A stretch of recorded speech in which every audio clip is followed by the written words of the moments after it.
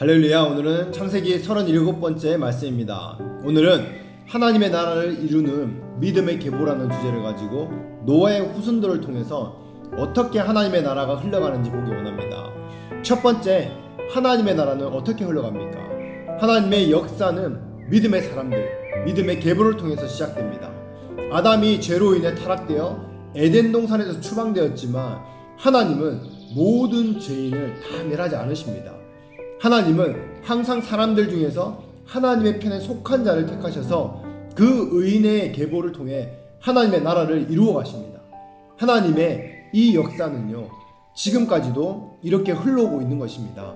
가인이 죄를 지은 후에 가인의 계보를 따라 타락한 세대들이 일어났습니다. 하나님은 또한 이 셋을 통해서 셋을 중심으로 하나님의 역사를 또다시 새롭게 시작하십니다. 또 타락한 노아의 시대에 노아를 택하셔서 이 새 역사를 쓰십니다. 또 바벨탑으로 인류가 타락했지만 하나님께서는요, 아브라함의 이 계보를 일으켜서 하나님께서 새로운 역사를 또 가시는 것입니다. 그리고 사울이 타락했을 때 다윗의 계보를 통해서 새 역사를 이어가십니다. 하나님은 의인의 등불을 꺼뜨리시지 않으십니다. 하나님은 이 홍수 심판을 통해서 모든 인류를 다 멸하셨지만 의롭게 살고자 하는 노아를 그 중심으로 하나님의 역사를 계속 써가십니다. 하나님의 역사는 끊임없이 의인의 계열에서 가인을 걸러내는 작업을 하신다는 것입니다. 아멘. 즉 하나님은 죄에 대해서는 반드시 징벌하시고 거룩하게 하기 원하신다는 것입니다. 이것이 바로 하나님의 역사입니다. 우리가 신앙생활 중에 영적 전쟁을 하며 투쟁하는 이유는요, 바로 하나님이 기뻐하시는 이 의인의 계열, 믿음의 계열에 남아있기 위한 것입니다. 끊임없이 가인의 계열은 믿음의 계열에 있는 사람을 죄와 타락으로 끌어내리려고 합니다. 하나님의 아들들이 세상의 딸들을 취하는 것처럼 그렇게 유혹하는 것입니다. 여러분, 우리가 신앙생활을 하면서 정말 수많은 사람들이 예수님의 복음을 듣고 영접하는 것들을 많이 보았고 우리가 보았습니다. 그리고 수련회와 이 집회들을 통해서 많은 사람들이 예수님께 돌아오고 그리고 불받는 것들을 봤습니다. 그런데 그 은혜 받은 사람들이 지금 다 어디 있습니까? 지금까지 함께 신앙생활 하고 있는 그 사람들 사실은요 10분의 1밖에 안 됩니다. 그렇게 많이 경험했지만 지금 남아있는 사람들은요 10분의 1밖에 안 된다는 것입니다. 내가 예수를 믿고 하나님께 헌신하고 결단을 하지만 하나님께 붙어있는 것은요 또 다른 문제입니다. 하나님 앞에 끝까지 신앙생활을 하는 것이 어렵기 때문에 성경은 좁은 문으로 들어가는 사람이 적다고 말하는 것입니다. 하나님이 끊임없는 우리를 초청하고 부르시듯이 사람도 마찬가지로 유혹하고 핍박하고 공격과 협박으로 우리를 끌어내리려고 하는 것입니다. 이런 상황 가운데 크고 작은 문제가 생기면 훈련받지 않은 사람은 끝까지 붙어 있을 수가 없습니다. 문제가 없을 때 신앙생활은 잘합니다. 상처받는 사건, 핍박받는 사건, 억울한 사건, 시험 드는 사건이 생기면요 하나 둘 이렇게 떠나가기 시작하는 것입니다. 그렇기 때문에 어떤 사건을 겪으면서 이 훈련 과정을 통과하지 않는 사람은요 어떻게 될지 우리는 끝까지 장담할 수가 없는 것입니다. 잠시 불받고 간증하는 것은 할 수 있습니다. 그러나 신앙을 끝까지 갈 수 있는지는 장담할 수가 없다는 것입니다. 여러분, 그래서 우리는 끝까지 겸손해야 됩니다. 내가 은혜 받았다고 지금 내가 모든 것을 알 것 같지만 내가 끝까지 하나님께 붙어 있는 것은 아무도 장담할 수가 없다는 것입니다. 그래서 겸손하지 않으면 사단의 공격을 이길 수가 없습니다. 사단은 교만을 가지고 공격하기 때문에 우리가 겸손한 갑옷을 입지 않는다면 이길 길이 없습니다. 그래서 시편 1편에 악인은 의인의 회중에 들어오지 못하고 바람에 날리는 겨와 같이 걸러진다 라고 말씀합니다. 끊임없이 하나님 나라는 걸러져서 알곡만을 남기시는 것입니다. 쭉정이는 바람이 없을 때 알곡과 같이 있습니다. 그런데 바람이란 사건을 만나면 그때 나눠지게 되는 것입니다. 알곡은 바람이 아무리 불어도 남아있지만 쭉정이는요 자기의 실체가 드러나며 날아가 버립니다. 시편 1편 4절에서 6절 말씀입니다. 악인은 그렇지 않으며 오직 바람이 나는 겨와 같도다. 그러므로 악인이 심판을 견디지 못하며 죄인이 의인의 회중에 들지 못하리로다. 대저 의인의 길은 여호와께 인정하나 악인의 길을 망하리로다. 아멘. 이렇게 하나님은 의인의 길만 인정하십니다. 악인의 길은 하나님이 걸러내 버리십니다. 그러므로 우리는 항상 하나님이 인정하시는 이 계보에 남아있기를 힘써야 합니다. 여러분, 눈에 보이는 이 교회 공동체에 끝까지 붙어있기를 힘쓰시기 바랍니다. 내가 겸손해야 끝까지 붙어있을 수 있습니다. 교회 안에 있다 보면 얼마나 많은 시험거리, 상처받을 일들이 많이 있습니까? 사단이 우리를 밀가부르듯이 계속 유혹하고 공격하는 것입니다. 우리가 어느 정도까지 붙어있는가, 이것이요 신앙의 차이입니다. 1단계를 통과했는데 2단계가 나아오고 2단계를 통과했는데 3단계가 다시 돌아옵니다. 하나님의 나라에 상급이 다른 이유가 바로 이것 때문입니다. 여러분의 믿음을 끝까지 지키시기 바랍니다. 마지막 하나님 앞에 설 때까지 믿음을 지키시길 바랍니다. 성경에도요, 또 기독교 역사도 보면요, 한때 기라성같이 쓰임받던 그 사람이 마지막까지 믿음을 그대로 유지하는 사람이 생각보다 많지 않습니다. 그렇기 때문에 영적인 전쟁을 계속해야 합니다. 그래서 하나님은 노아의 세 아들을 통해서 새 역사를 시작하신 것입니다. 그런데 이 세 아들은 모두 믿음의 길로 걸어갔습니까? 또 그렇지가 않습니다. 다 같이 하나님 앞에 믿음으로 시작했고 믿음으로 구원받았지만 성경에 보면 여기서 또 길이 갈라지는 것을 볼 수 있습니다. 하나님의 역사는 계속 이렇게 흘러갑니다. 아멘. 두 번째, 노아가 어떤 실수하며 셈과 함과 야벳이 각각 어떤 행동을 합니까? 창세기 9장 21절 말씀입니다.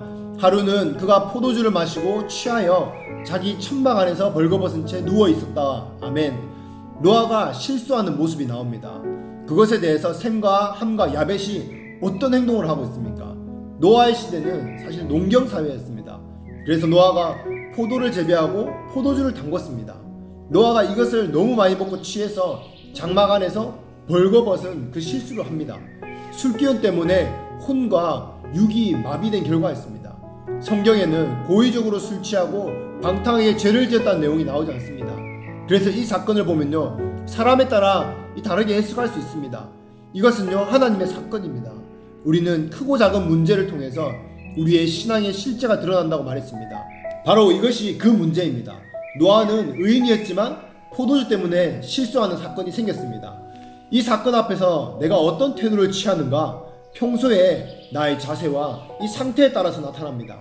예수님이 기순을 쫓고 병을 고치는 장면에서도 보는 사람마다 관점과 태도가 다 달랐습니다. 바리새인들은 그 사건으로 넘어지지만 어떤 사람들은요, 그 사건을 통해서 구원받습니다. 그래서 하나님은 이 사건들을 통해서 하나님은 도구로 사용하신다는 것입니다. 우연히 일어나는 일이 아닙니다. 그러면 이 노아의 실수를 통해서 세 아들의 모습이 어떻게 나타나는지 보도록 하겠습니다. 맨 먼저 함이 노아의 술 취한 모습을 발견했습니다. 그리고 함은 어떻게 말합니까? 어떻게 그리고 행동합니까? 아버지의 그 하체를 받습니다. 그리고 밖으로 돌아가서 두 형제에게 고합니다. 여러분이라면 이 상황이 어떻게 했습니까? 요즘 같으면 사진으로 남기고 그리고 소리 지르면서 막 형제들에게 아버지를 비웃고 그렇게 하시겠습니까? 여러분, 잘 보시기 바랍니다. 함이 아버지의 하체를 봤다는 것은요, 선의로 본 것이 아니었습니다. 악의적으로 그 모습을, 아버지의 모습을 본 것입니다. 그리고 그 하체를 보고 아버지의 허물을 가릴 생각을 하지 않았습니다. 가리지 않고 그냥 밖으로 나가서 형들에게 일렀습니다. 자기 형들에게 아버지의 실수를 지적하기 위해서 그 모습을 가리지도 않고 나온 것입니다.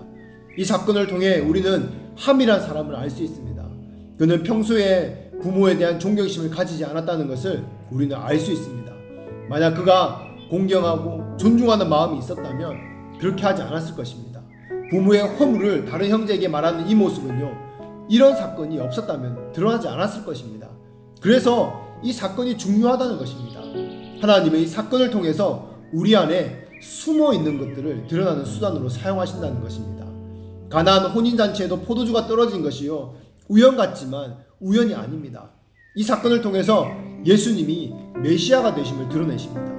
여러분, 교회에 이 소모임 가운데 이 기분 나쁜 일들이 있습니까? 상처받는 일들이 있습니까? 아니면 재정적인 문제가 있습니까? 아니면 가정에 어떤 문제가 있습니까? 자녀에게 문제가 있습니까? 이 모든 것들이요, 하나의 사건입니다.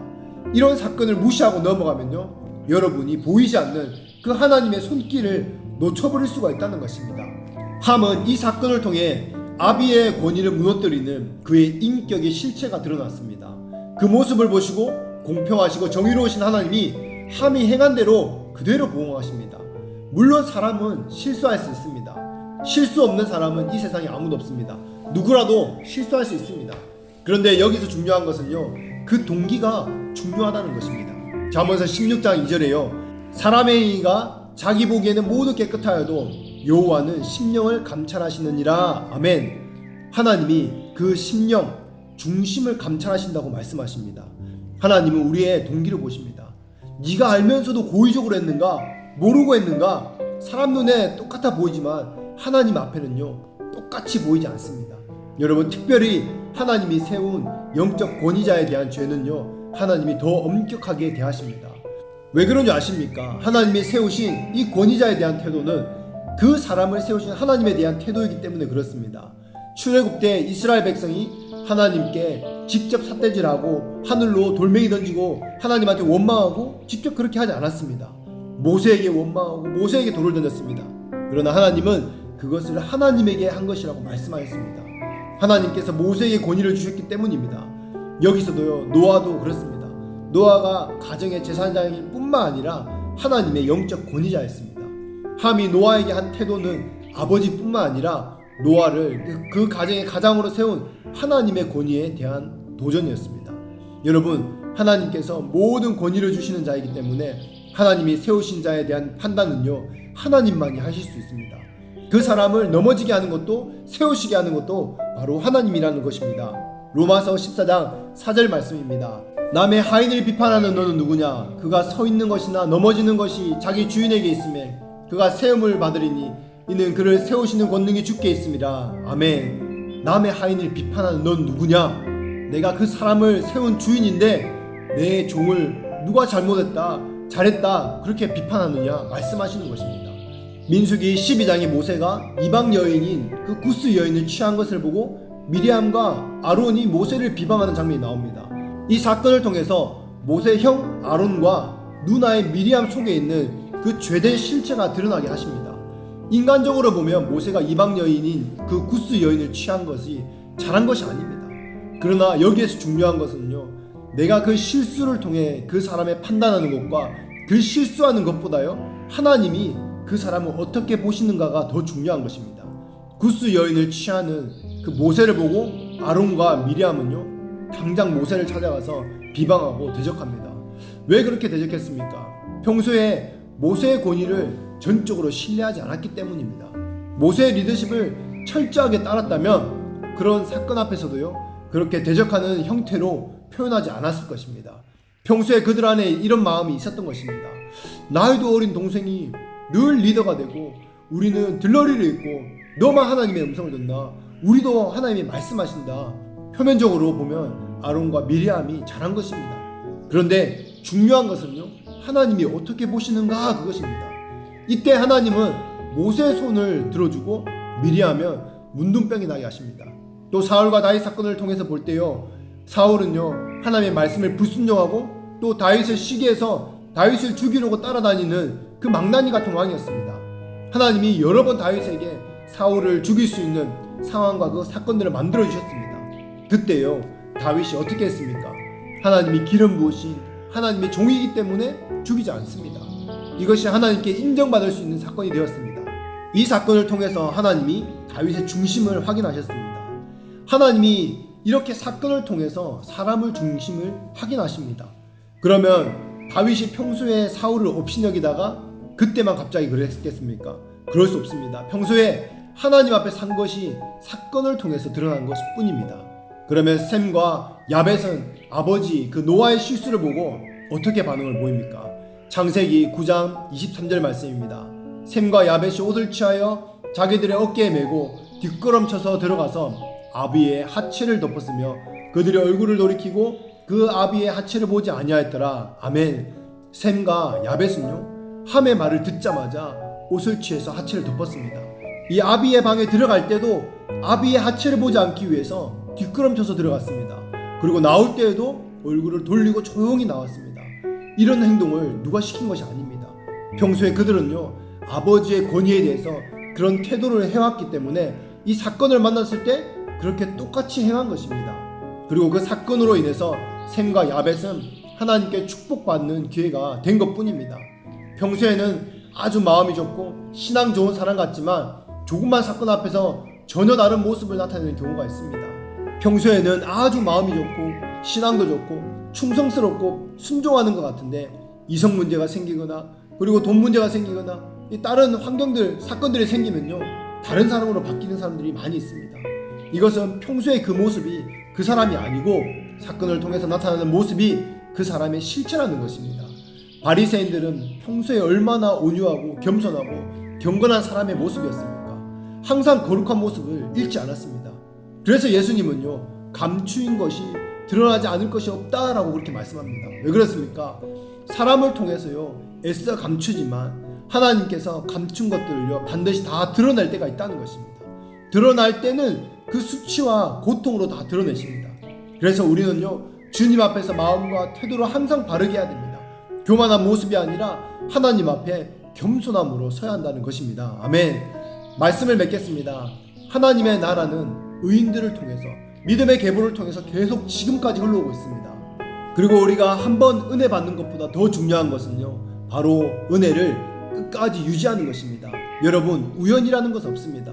어느 한 사건 그 상황 가운데 드러나는 내 모습이 진짜입니다. 하나님이 그 중심을 보고 계신다는 것입니다. 오늘 여러분 이 결정이 하루 만에 이루어지는 것이 아니라 평소에 어떻게 살아가는가 어떻게 주님 앞에 살아왔냐 그 중심이 어떠한 것이 그 사건을 통해서 드러난다는 것입니다. 오늘도 나를 돌아보면서 주님께서 나에게 하신 말씀이 어떤 것인지 돌아보며 회개하며 주님 앞에 정말 주님의 나라를 이루어가는 그런 의인이 되시기를 축복합니다. 오늘 하루하루 나의 자세와 태도가 어떻게 할 것인지 무엇을 선택할 것인지 주님 안에서 살아가시는 여러분 한 분 한 분 되시기를 예수님 이름으로 축복합니다. 아멘.